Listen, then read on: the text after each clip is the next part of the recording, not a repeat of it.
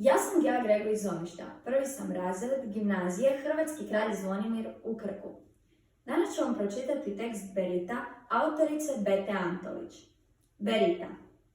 Bije lipi letnji dan. Dica su se igrali ispred kuće.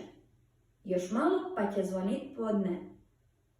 Malo prije podneva doteke je mali Antonić do vrat i poče kričat. Mamica, mamica, daj mi berzo Beritu, ma berzo, berzo.